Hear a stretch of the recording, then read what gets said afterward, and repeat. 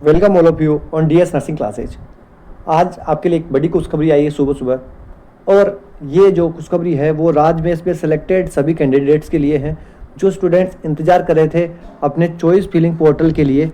Choice filling portal के लिए जो इंतज़ार कर रहे थे कि कब चॉइस फिलिंग पोर्टल ओपन होगा और कब अपन चॉइस फिलिंग करके पद स्थापन करेंगे। तो उन सभी के लिए खुशखबरी है। राज्य में द्वारा जो 2025 वाली वैकेंसी थी उसके में चॉइस पोर्टल ओपन कर दिया गया है। और वो चॉइस पोर्टल जो आपका ओपन रहेगा वो रहने वाला है आपके आज से लेकर 8/5/2025 से लेकर 14/5/2026 तक। कब से कब तक? 8 तारीख से लेकर 8/5/2025 से लेकर 2026 से लेकर आपके रहने वाला है 14/5/26 तक। ये डेट आपको याद रख लेनी है और इसी के बीच में आपको अपने चॉइस पोर्टल पर, अपने राज हेल्थ पोर्टल पर जाके वहाँ अपनी चॉइस फिल करनी है। तो ये अपना पूरा नोटिफिकेशन देखते हैं, कंप्लीट डिटेल देखते हैं कैसे क्या बढ़ना है, आपको कैसे पदस्थापन होगा आपका। तो इसमें जो आज का ये नोटिफिकेशन है राजस्थान मेडिकल एजुकेशन सोसाइटी राजमेश द्वारा ये नोटिफिकेशन आया है आज। और इसमें बताया गया है कि जो CSR रूल द्वारा जो वैकेंसी हुई थी 2025 में, उसमें जो चयनित अभ्यर्थी है नव चयनित अभ्यर्थी को राज हेल्थ पोर्टल के माध्यम से ऑनलाइन चॉइस फिलिंग करवाने हेतु पदस्थापन का कार्य किया जाना है। तो ये आपके पदस्थापन और चॉइस फिलिंग का कार्य किया जा रहा है। और ये जो आपकी वेबसाइट है www.rajhealthrajasthan.government.in, इस पर आप जाके लॉगिन करना है वहाँ पे, और जो भी आपको डिटेल मांगे वो आपको वहाँ भरनी है। और आपको सभी डिटेल सही बनी है, आपको वहाँ चेंज करने का ऑप्शन नहीं मिलने वाला है। तो आप अच्छे से आपकी डिटेल भरें। और ये डेट आपको याद रख लेनी है 8/5/2026 से 14/5/2026 तक आपके ये चॉइस फिलिंग पोर्टल ओपन रहने वाला है। अब बात करते हैं अपन नेक्स्ट कि कौन कौन सी पोस्ट के लिए ये चॉइस फिलिंग होने वाली है। तो ये जो चॉइस फिलिंग होने वाली है आपके, ये होने वाली है आपके 4 पोस्ट के लिए। 4 पोस्ट के लिए कौन से? सबसे पहले देखते हैं ऊपर क्या लिखा हुआ है। विभिन्न स्वर्ग के निम्न संविदा पदों पर Rajasthan contractual hiring to civil rules 2022 के तहत 2025 में राजस्थान कर्मचारी चयन बोर्ड जयपुर द्वारा उपलब्ध करवाई गई चयनित अभ्यर्थियों की सूचना के आधार पर 9 चयनित अभ्यर्थियों को राज हेल्थ पोर्टल के माध्यम से नियुक्ति पद स्थापना आदेश जारी किए जाने हैं। अब कौन कौन से पद के लिए? तो ये पद है आपके, सबसे पहला पद है संविदा नर्स ग्रेड 2 के लिए। जो स्टूडेंट जिन्होंने NHM और राजमेश में से राजमेश को प्रायोरिटी दी थी और प्रायोरिटी न भी दी हो या फिर आपको राजमेश मिला हो, तो आपको चॉइस फिलिंग करवाना है 8 से 14 तारीख के बीच में। दूसरा है संविदा लैब टेक्नीशियन वालों के लिए। तीसरा है संविदा स्पीचियोथेरेपिस्ट या फिर ऑडियोलॉजिस्ट के लिए। और चौथा है फिजियोथेरेपिस्ट के लिए। इन चारों पदों के लिए चॉइस फिलिंग पोर्टल ओपन हो गया है। नेक्स्ट आपको जो ध्यान रखना है, संबंधित पदों पर जो ये पद दिए गए हैं इन सभी के लिए आपको राज हेल्थ पोर्टल पर जाके वहाँ आपकी डिटेल लॉगिन करना है। लॉगिन करके जो भी डिटेल्स आपसे पूछे वो फिलअप करना है। और ये सारा काम आपको कब करना है? 8/5/2026, मतलब आज से लेकर 14/5/2026 तक आपको करना है। ठीक है, अब आगे बात करते हैं इसकी प्रोसेस, आपको कैसे आवंटित होगी जगह, कैसे पदस्थापन होगा आपका, वो सारी बातें क्लियर करते हैं। आपको क्या करना है? सबसे पहले 9 चयनित अभ्यर्थियों को राज हेल्थ पोर्टल पर उनके द्वारा राजस्थान कर्मचारी चयन बोर्ड जयपुर के ऑनलाइन आवेदन में, अब आपको ध्यान रखना है, आप जैसे राज हेल्थ पोर्टल पे जाओगे, कहाँ? राज हेल्थ पोर्टल, तो वहाँ जाके आपको लॉगिन करना है। अब आपको ये पता होना चाहिए आप लॉगिन कैसे करोगे।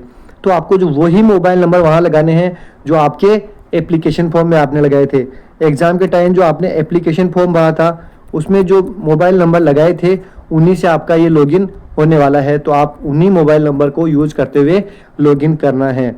उसके बाद में आपकी OTP आएगा और OTP के माध्यम से, मोबाइल नंबर और OTP के माध्यम से पदस्थापन आवंटन के संबंध में लॉगिन करना है। तो आपको जो चॉइस फिलिंग करनी है उसके लिए आपको वो वाले मोबाइल नंबर से आपको लॉगिन करना है। आपकी OTP आएंगे और उसके बाद में आपकी कंप्लीट डिटेल आपको भरनी है।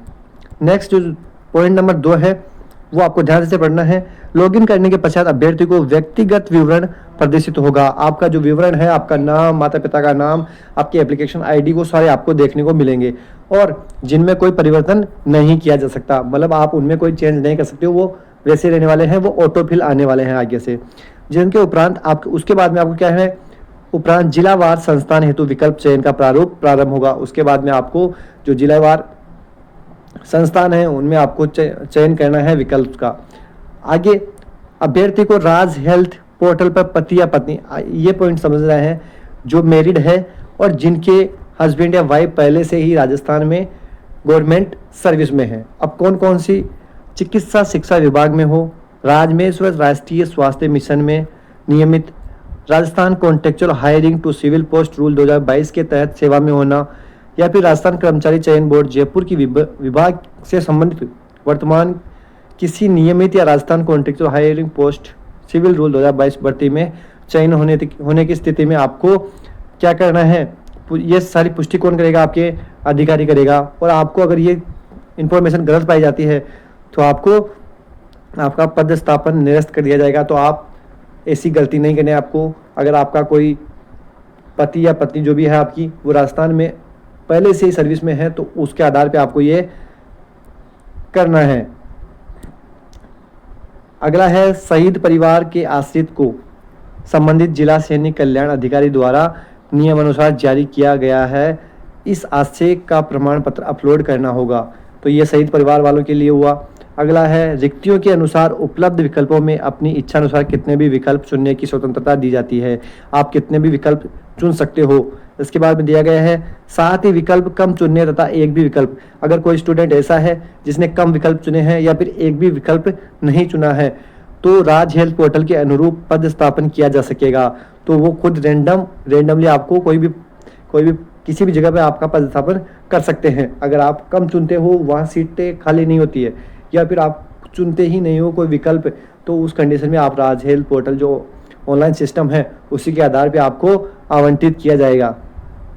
अब यहाँ इम्पोर्टेंट है कि प्रायोरिटी क्या होगी, किस आधार पे कैसे आपको पदस्थापन किया जाएगा, किसको पहले पदस्थापन दिया जाएगा, मतलब प्रायोरिटी किसको दी जाएगी। जैसे 10 स्टूडेंट है तो 10 में कोई दिव्यांग है, कोई विधवा है, कोई एकल महिला है, या फिर कोई मेरिट के आधार पर आया है, तो किसको पहले वहाँ उस ज़िले में लिया जाएगा।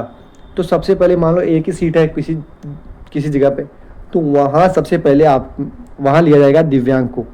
उसके बाद में विधवा या परित्यक्ता महिला को लिया जाएगा। उसके बाद में एकल महिला अनमेरिड को लिया जाएगा।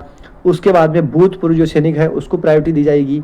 उसके बाद में उत्कृष्ट खिलाड़ी को, और उसके बाद में जो पति पत्नी प्रकरण है जो अपने ऊपर देखा, जो राजस्थान सरकार में नियमित सेवा जो बिंदु हमने 3 में देखा कि इन मेडिकल सोसाइटी में या फिर RSSB के जो नियमित या फिर अभी जो सुविधा रूल CSR के थ्रू तहत कोई लगा है और वो है, तो ही आपको उसमें प्रायोरिटी दी जाएगी। अगर वो गलत पाया जाता है, आप झूठी वहाँ कोई प्रमाण पत्र लगाते हो या फिर झूठा आप फॉर्म भरते टाइम लगा देते हो, तो बाद में अधिकारी जब आपकी पोस्टिंग होगी वहाँ चेक किया जाएगा, तो आप अगर गलत पाए जाते हो तो आपका पदस्थापन निरस्त कर दिया जाएगा। इस बात का ध्यान रखना है। इसके बाद में आपको देखना है, इसके बाद में शहीद परिवार के आश्रित को प्रायोरिटी दी जाएगी और फिर शहरिया श्रेणी को। शेष जो कार्मिक है, इनके बाद में जो कार्मिक है उनको मेरिट कम के आधार पे, रोस्टर कम मेरिट के अनुसार ही पदस्थापन दिया जाएगा।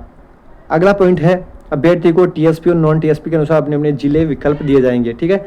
अगला है अभ्यर्थी द्वारा एक बार विकल्प सबमिट करने के पश्चात एडिट, बिल्कुल ध्यान देने वाला पॉइंट है। 9वां पॉइंट जो है 9 नंबर का, वो है कि एक बार अगर आप विकल्प सबमिट कर देते हो उसके बाद में आपके एडिट का ऑप्शन नहीं आने वाला है। तो सोच समझकर आप विकल्प चुने अपने अनुसार। आपको कैसे कैसे विकल्प चुनने हैं, कहाँ कौन से नंबर पे कौन सा विकल्प चुनना है, वो आपके अनुसार है। कोई किसी का प्रेशर नहीं है और आप अपने हिसाब से विकल्प चुनने हैं, क्योंकि बाद में एडिट का ऑप्शन नहीं आने वाला है, साफ साफ बताया गया है। अगला है पदस्थापन आवंटन पूर्णतया रोस्टर कम मेरिट प्रस्तुत विकल्पों में निर्धारित SOP के आधार पे। मतलब सबसे पहले तो इनको, उसके बाद में जो आपने विकल्प दिए हैं और आपकी मेरिट के आधार पे आपको पदस्थापन आवंटन होगा। अगर ऐसा है, यहाँ पे अगला पॉइंट है अभ्यर्थी द्वारा अधिकतम विकल्प भरने के संबंध में कोई सीमा, अगर आप जितने विकल्प है पूरे भर सकते हो, कोई सीमा नहीं है आपके लिए, कोई बाउंडेशन नहीं है। वह प्रदर्शित हो रही समस्त रिक्तियों का विकल्प भी अंकित कर सकता है। चूंकि विकल्प के आधार पर पदस्थापना स्थान का आवंटन रोस्टर कम मेरिट के अनुसार होगा, अतः अभ्यर्थी को अधिकाधिक विकल्प भरने की सलाह दी जाती है। आपको बोला जा रहा है कि आप ज़्यादा से ज़्यादा विकल्प भरें। यदि अभ्यर्थी द्वारा भरे गए विकल्पों में रोस्टर अनुसार कोई भी रिक्त स्थान उपलब्ध, अगर आप विकल्प भरते हो और उस अनुसार आपके वहाँ सीट रिक्त नहीं है, तो उसके बाद में आपको रेंडमली पदस्थापन किया जाएगा। जो जहाँ खाली सीट होगी वहीं आपको रेंडमली भेजा जाएगा। अगर जो आपने विकल्प भरे हैं वहाँ सीट खाली नहीं है, तो उसके बाद में वो रेंडमली आपको पदस्थापना की जाएगी। नेक्स्ट है, अभ्यर्थी द्वारा निर्धारित अवधि में विकल्प प्रस्तुत। अगर कोई ऐसा स्टूडेंट है जो 8 तारीख से 14 तारीख के बीच में विकल्प नहीं भरता है, तो उसके बाद में ये समझा जाएगा कि वो इच्छुक नहीं है विकल्प प्रस्तुत करने के लिए, तो उसके बाद में उसको रेंडमली ही जो शेष कहीं अगर ये सारों को मिलने के बाद में, सबको मिलने के बाद में जो सीटें खाली रहेगी वहाँ उसको पदस्थापना दी जाएगी। पहले सबसे पहले जो हमने देखा विधवा, एकल महिला, जो भी देखा हमने दिव्यांग, उनको दिया जाएगा। उसके बाद में रोस्टर का मेथड जो सिस्टम है उससे दिया जाएगा, और उसके बाद में भी अगर सीटें खाली रहती है उसके उनमें इनको दिया जाएगा जो विकल्प प्रस्तुत नहीं करते हैं। तो आपको विकल्प प्रस्तुत करने हैं, विकल्प भरने हैं। अगला पॉइंट है, अभ्यर्थी द्वारा भरे गए विकल्प पर पदस्थापन किया जाना अभ्यर्थी का अधिकार नहीं है।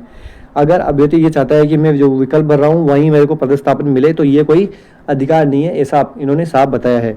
अगला है, विभाग द्वारा प्रदर्शित किए जा रहे रिक्त स्थान में किसी भी संस्थान पर प्रशासनिक कारणों से रिक्तियों को हटाया अथवा कम किया जा सकता है।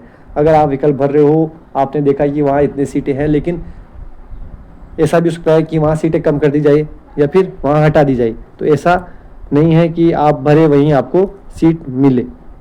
तो इन बातों का ध्यान रखना है, आपको लॉगिन करना है और आज से 14 तारीख के बीच में आपको विकल्प भरने हैं और अधिक से अधिक विकल्प आपको भरने हैं। इसके अलावा आपको ध्यान से विकल्प भरने हैं क्योंकि एडिट का ऑप्शन नहीं आएगा। इन सारी बातों का ध्यान रखते हुए आप विकल्प प्रस्तुत करें, और आशा है जल्द ही NHM और CHO के भी चॉइस फिलिंग पोर्टल ओपन किए जाएंगे। धन्यवाद।